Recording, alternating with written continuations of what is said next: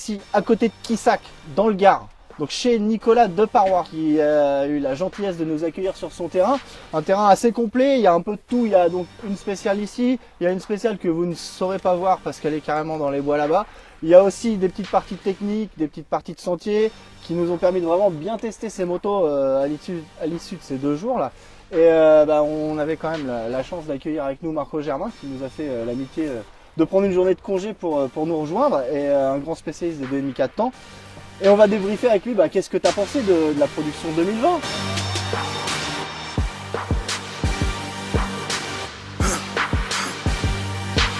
For the victory lap though. Whoa, whoa.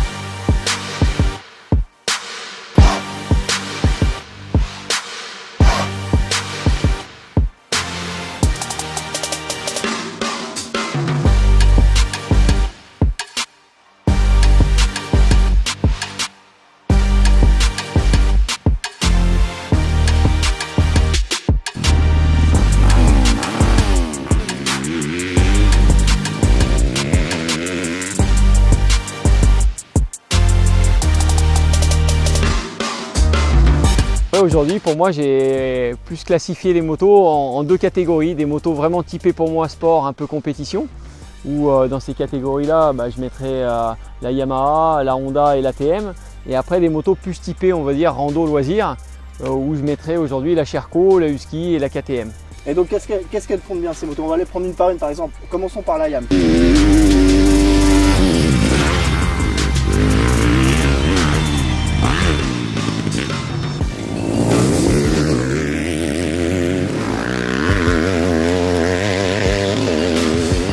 La Yam, on va dire qu'on a une philosophie de moto japonaise, c'est-à-dire qu'on a des châssis qui sont stables, on a un moteur qui est très puissant, qui est très convivial. Après voilà, ça reste, on va dire, une Yamaha, donc on a une moto avec une ergonomie qui est quand même un peu plus imposante. Ouais, notamment au niveau du réservoir aussi. Tout à fait. Après là, malheureusement, la moto qu'on a essayée aussi, elle était très bruyante, elle n'était pas forcément très agréable. Ouais, parce que c'est une moto qui nous a été fournie par Elite Moto avec un Akrapovic à l'arrière, et c'est vrai qu'elle faisait pas mal de bruit.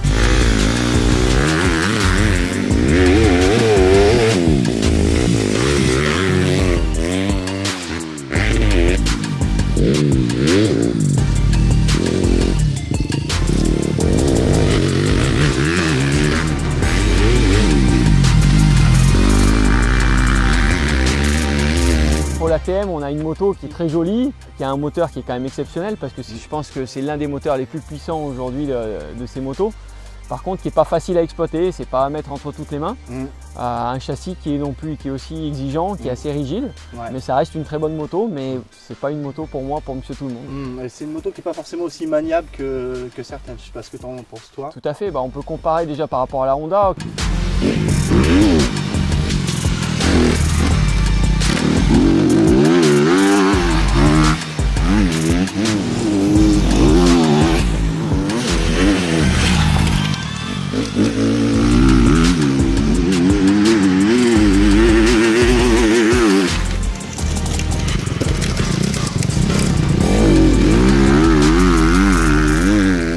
La Honda qui a vraiment aujourd'hui pour moi un châssis qui est quand même exceptionnel, tout tombe sur la main, une ergonomie qui est vraiment facile.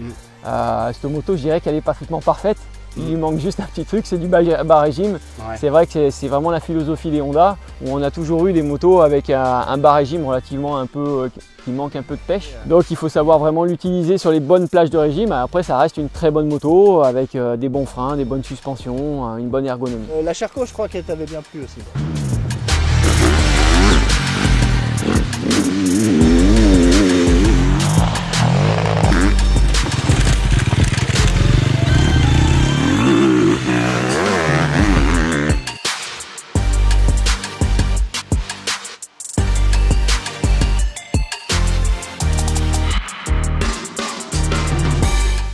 La Sherco, je trouve qu'aujourd'hui c'est le bon compromis, c'est-à-dire que c'est une moto qui a un moteur qui est d'une facilité quand même déconcertante, c'est vraiment très facile, très bonne motricité, une ergonomie qui est assez sympathique aussi. La fourche, ça reste précis, c'est du Kayaba devant. Je trouve que pour moi c'est pratiquement la moto la plus complète. Je lui reproche une petite chose, c'est qu'elle a un arrière qui est quand même relativement rigide et qui manque un peu de confort pour, on va dire, en règle générale. Ouais, tu parles donc de l'amortisseur qui effectivement s'enfonce pas autant que certaines. Et puis on a donc nos 2 Autrichiennes entre guillemets.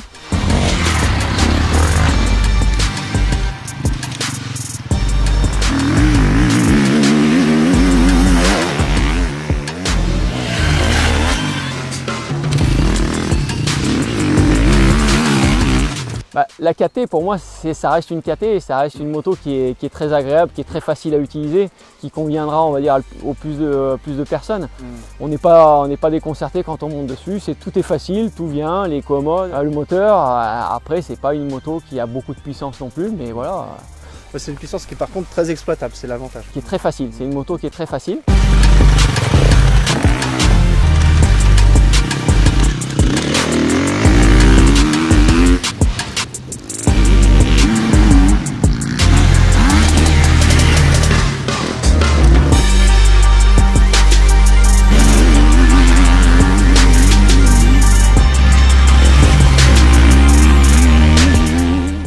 La Husky, voilà, c'est la version un peu plus racing de la KT avec des biellettes, donc on sent un peu plus de rigidité et de précision au niveau des suspensions. Après le moteur, j'ai pas trouvé de grosses différences par rapport à la KT. La seule chose, j'ai trouvé des freins un peu moins plaisants à rouler que sur la KTM. Bon, on va t'offrir celle que tu veux, laquelle tu prends là? Ça dépend de l'utilisation, c'est toujours pareil. Après, c'est ce que je vous ai dit, si c'est pour faire du sport, c'est sûr que je serais plus attiré par une moto japonaise, qui soit une Honda ou une Yamaha. Et si je devais faire aujourd'hui de la moto de tous les jours, je serais plus attiré aujourd'hui par une Sherco ou une Husky. Donc retrouvez l'essai complet sur le papier, ça sera dans le numéro 107 d'Enduro Magazine qui va sortir bientôt. Et bien sûr, n'oubliez pas de vous abonner à notre chaîne YouTube. Au revoir.